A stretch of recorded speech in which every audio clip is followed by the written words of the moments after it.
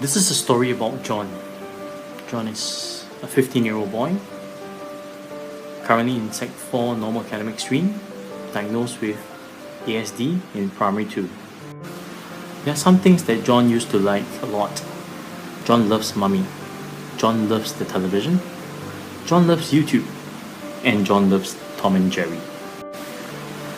As with all teenagers, the things they love change. This year, John loves Mummy. And John loves wrestling. Like other teenagers, there are things that John dislikes too. John dislikes scolding. John dislikes shouting. John dislikes physical education lessons.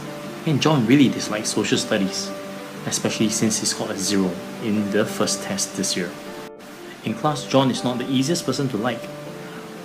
He's constantly stretching himself, and this is in total disregard for his classmates' personal space. Sometimes he hits them, sometimes he sneezes in their direction, he refuses to take part in physical education, and often he will wander around on his own. John has his temper too. When he's angry, he will display actions like stomping his feet, shaking his fist in a threatening way, shouting, running away, and in the past when he was angry, he would take his phone out and call his mother. As quick as he is to get angry, he often is able to cool himself down and calm down relatively quickly.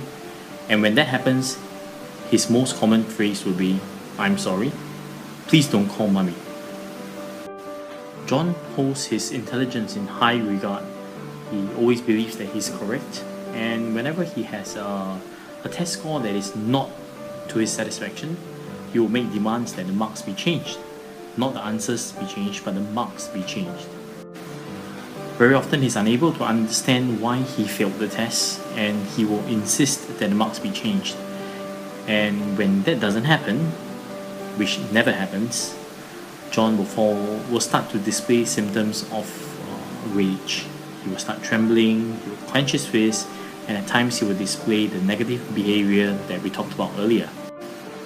But once again, the constant is once he cools down and he realizes that he had made an unfair or unjustifiable demand, he will say he's sorry, and he will always plead for us not to call his mummy. During the passing of Mr. Lee Kuan Yew, John was very confused as he watched the procession as well as all the other activities that was going on. It seemed as if he couldn't make sense of the concept of death. During one of the geography lessons that John had, where the class was watching videos of victims of an earthquake being stretched out, he, instead of showing sympathy like the rest of the class, he actually burst out into laughter and insisted that they were very funny. It was a very funny thing. Whenever he's tasked to do any form of group work, he understands that nobody wants to work with him, and he has a very ready solution that he will offer. He will do it alone, and he will often remark that Mummy will be his teammate and Mummy will work with John. John is very good when the learning involves memory work. So in lower secondary, it was not uncommon for him to score well for certain class tests. Whenever he scores well, John will mock his classmates and tell them they are stupid. Once during morning assembly, John proclaimed in a very, very loud voice to a pregnant female teacher that she was fat. The AED-LBS heard it and went over and reprimanded him, telling him that it was rude for him to say that and that the teacher was pregnant. His reply was, "John is sorry?" in a question form, which is very often when he needs to apologize. It seems to display that he is actually not aware that his actions were wrong. Such is the case study of John, and now we will talk about some of the interventions as well as their preventive and restorative that we have discussed and we think would be suitable for John's case study. Now let's help John. John has a whole list of issues that morph themselves during lessons. So let's take a quick look at some of these issues. Generally, his issues can be categorized as learning issues and behavioral issues. So let's take a look at the learning issues. Two key learning issues that John has are group learning and source interpretation. Through our discussion, we have come to the conclusion that for group learning, one of the key things that can be implemented is the circle of friends network, which is basically a group of friends that are trained and given a contract to help John in his learning process, to continually highlight the areas that he will need to take care of and alert him when he's out of line. In a group behavioral setting, it is also helpful when specific roles and responsibilities are listed out for John. Due to the nature of a child with ASD and how he absorbs information, source interpretation is exceptionally tricky for them. So one mode of intervention would be to load them up on examples, different sources, and allow them to form that big picture. Just like what we saw in one of the videos where one of the adults with ASD talked about the difference between dogs and how they process this concept of a general idea of a dog.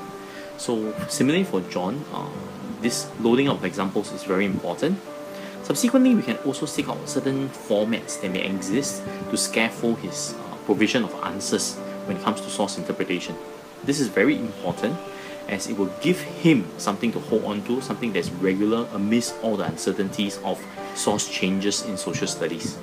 The second set of issues that we would like to talk about are the social behavioral issues.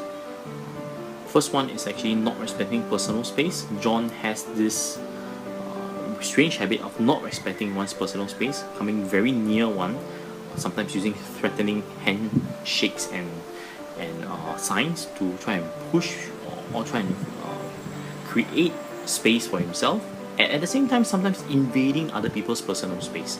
So through discussion, we have come to the conclusion that we should actually use his past experiences as a way for him to understand this, because he cannot see that it affects you. He only sees that it gives him great joy when he gets a reaction from you. The other way around it will be to use video capture of some of his undesirable actions and then show it to him again. The other social issue that he has is the use of inappropriate action or remarks. Just like when he remarked during morning assembly that the pregnant teacher was fat. We also seek to use his past experiences to teach him. So using control words like, remember when you suffered this, how did you feel? So hopefully these interventions will help John do better in school.